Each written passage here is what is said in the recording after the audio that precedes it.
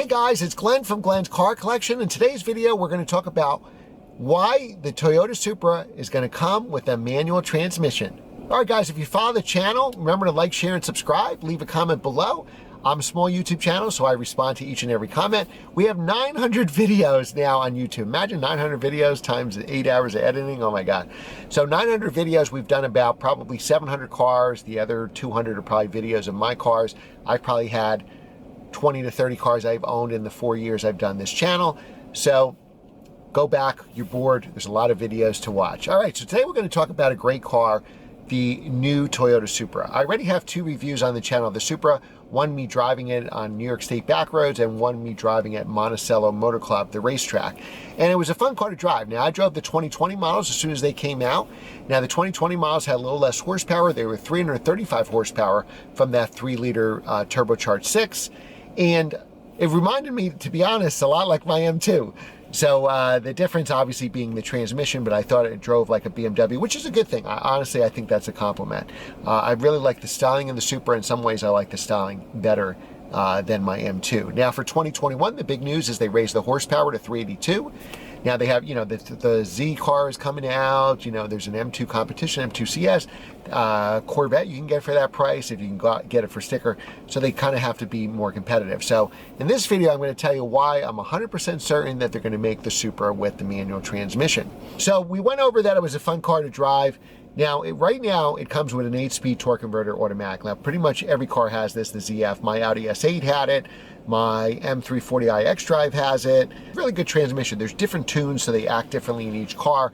And Toyota did a pretty good tune on this car. It does a convincing impression as if it was a dual clutch transmission. We do a deep dive into that in my review video, so we don't have to spend time here. Now, there's a lot of competition for Toyota. And I don't know if people are cross-shopping Corvettes with Toyotas, but soon you'll be able to get a Corvette for sticker price. Maybe not this year, but when the Z06 comes out, I think you'll see those $65,000 Corvettes, maybe $70,000 Corvettes in MSRP, and that's really going to, it's really going to affect the Toyota Supra. But the biggest thing that's going to affect the Supra, and you already know it if you're watching this video, is the new Z car. So the new Z car is going to be priced if you can get one. I think the new Z car is not going to affect the Supra immediately because you're going to see gigantic markups. So dealers are going to want 70, 80,000 for the new Z. You're not going to get it for that 35, 40,000. But here's a 400 horsepower car, good looking car in my opinion, that you can get with a manual transmission. Now, as soon as I get to drive that car, we'll have a review. So make sure you're subscribed and you're ready for that so you don't miss it, and hit the notification bell. But I think the Supra is going to have to help their sales. So when they came out in 2000, I even tried to get a Supra and no dealer would return my call. And then when you did have a Supra, they wanted a $30,000 markup, a $90,000 markup. I made videos. There were Supras for sale for $100,000. I don't know if anybody actually paid that, but dealers thought, hey, we only need one guy to do it, or, so we're going to see the same markups with the Z. So I don't know if it's going to affect Supra sales right away, but if you love Japanese cars like mine, I would have to take the Z car over the Supra just because I can get a stick with it. And especially, 400 horsepower, I think we're going to see a 400 horsepower Supra with a manual transmission. I'm certain of it. I've talked to people from Toyota in test days, and they did not deny it. And especially with the Z coming out, I think they're going to have to do it to keep the Supra relevant. So they could sell anyone they had in 2020 before the pandemic. I believe the car, it's a 2020 model year, but I believe it was actually 2019 when it came out. People were paying over sticker to get one. There are a lot of people that were paying $5,000 over sticker at the end of the day. And sales slowed up for 2021. That's why they went to the bigger horsepower. So now to be relevant to the Z car, they're going to have the manual, and I think they're going to have 400 horsepower. So I would bet, dollars to donuts, that they're going to do that. So let me know what you think in the comments below.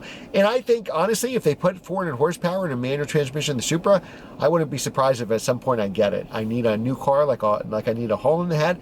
But I think the Supra is so much fun to drive. I think really the one thing, I think it's a very good car, not a great car, but I think what would make it a great car, at least in my eyes, and let me know what you think in the comment below. Maybe the answer is a dual clutch. Maybe the answer to you is to keep the 8-speed ZF that it has now. But to me, what would make that car a great car instead of just a good car is to have that manual transmission. And it can't help to have 400 horsepower too. I think it's a good looking car. I love that it's rear drive. I think it drives very well. And again, it looks like nothing else there on the road, where maybe the M2 or the Z4 may look like every other BMW, except without the big grills. And you got a new 2 Series coming too. That's going to affect Supra sales. I don't know how many people are cross-shopping BMWs and Toyotas, but they should, because of all the BMW parts in it. But anyway, the Supra's a great car. I'm 100% positive you're hearing it now that's going to have a manual transmission. And don't be surprised if at some point I have one. And you should get one too if they put the manual in it. So let me know what you think in the comments below. And remember, like, share, and subscribe, and I will see you next time. Take care.